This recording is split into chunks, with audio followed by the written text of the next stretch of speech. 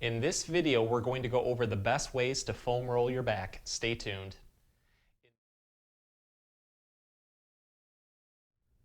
Hey everyone, Dr. Rowe from SpineCare in St. Joseph, Michigan. So in this video, I'm going to show you the best ways to get rid of back tightness, back stiffness, muscle knots, you name it, using a everyday foam roller. I'm going to be using a standard 24-inch foam roller that I got locally at a sporting goods department. You can also get them easily online. They're generally under $20. But these exercises, I'm pretty much going to break it down into a very easy step-by-step guide that's going to start with the upper back, work into the middle back, hit in between those shoulder blades, go into the lower back, and then we're going to focus a little bit more into the pelvis and hips. So give these a try and go with the ones that you feel really are giving you the most amount of relief. So let's start off by focusing on the upper and middle backs and the ribs off to the side. We're going to do a basic rollout, and this is one of my personal favorites. I do it every day actually to help open up the spine. You're going to probably get a pop, crack, or release with this one.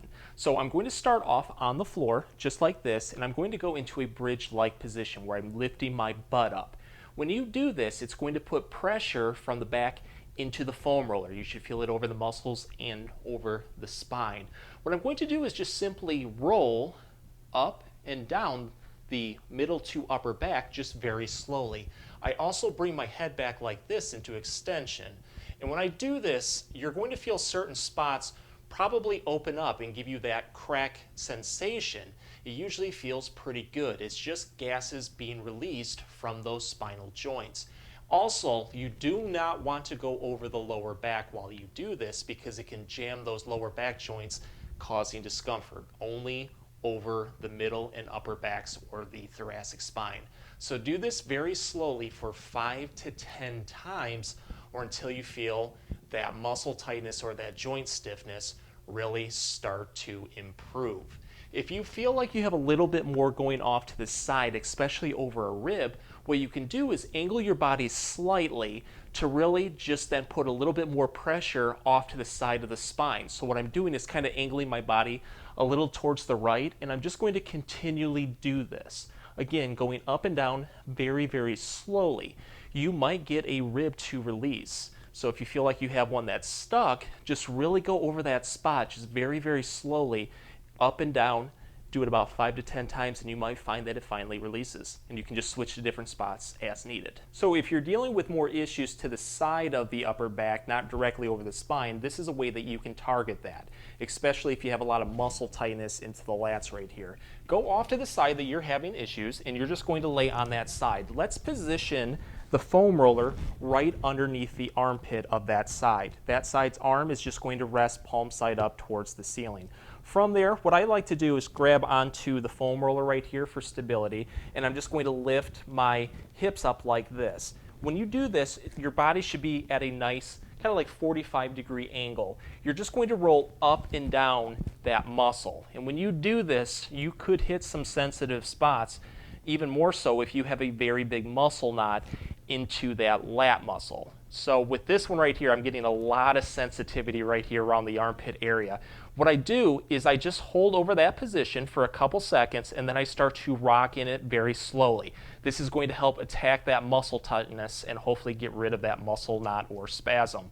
You want to do this for about 15 seconds and then just relax and then repeat that up to 3 to 5 times or until you feel that muscle knot go away. But just go over different spots. Go very, very slowly with it. Just nice and slow controlled movements from the mid-back all the way down into the armpit. And then just switch over different spots as needed. So for this next part, we're going to try to build more mobility into the upper back, especially in between the shoulder blades with a nice method that's going to self-pop, crack, or release. So if that's what you're looking for, this is the part that you're not going to want to miss.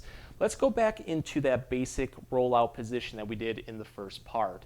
Let's lift the butt up off the floor like this, position the foam roller over the back. Let's go over the spot that you're looking to self-pop, crack, or release. At that point, I lower my head, and then I'm just going to take my arms out, stretch them straight, and put the hands overlap just like this. Let's lower the arms down towards the floor very slowly. When you do this, you're going to feel a lot of pressure and tension being built into that spot. you actually may feel it pop or crack right off the bat. In that case, you're good to go. But if you do need a little bit more to get that to self-pop, what you want to do is keep lowering the arms and elbows down as far as you can. Build up as much tension as possible. That's very important. Build up as much tension as possible, and then once you get to that point, what you want to do is wean the elbows back even further very quickly. Watch what I do. I just went very quickly back with my elbows like that, and I don't know if you heard it on the microphone, but it was a very good self-crack into that spot. What I want to do then is just go over a different spot, and I'm just going to repeat that, bringing those elbows down, build up as much tension, and then just quickly wing those elbows back to self-release it. Another method that you can do is to take your arms, put it over your head like this, and then wing the elbows back as much as possible. Build up as much tension as you can, and then from that spot, you're just, again, going to wing the elbows back very quickly like that, and then just go over a different spot and try to get those self-releases or self-pops only to your comfort level. So if you're looking to release a rib, this is a good way to be able to self-mobilize or self-pop that rib back into place using this foam roller. What I'm going to do is I'm going to lay on the foam roller with my head supported and it running lengthwise down the back. So you kind of want your head supported all the way down into the upper and middle back. Let's do a modified wall angel, and this is a great way to stretch the front of the chest that hits the ribs and the sternum up there, while also focusing on the upper back and trying to put more mobility into those ribs. So I'm going to put my arms up just like this, and what I'm going to do is I'm going to lower the elbows down towards the floor just like this. When you do this, you're going to feel a very good stretch into the pec muscles of the chest, right there over the sternum or breastplate. Keep bringing those elbows down as much as you can, almost like trying to pinch the shoulder blades in the back together. When you do this, you actually might feel a pop or a release into the back or around those ribs. But what you want to do from there is, once you hit a very good amount of tension, is then start to bring the hands back like this. And when you do this, it's going to put a lot of good stretching into the upper back and also into the front towards the chest.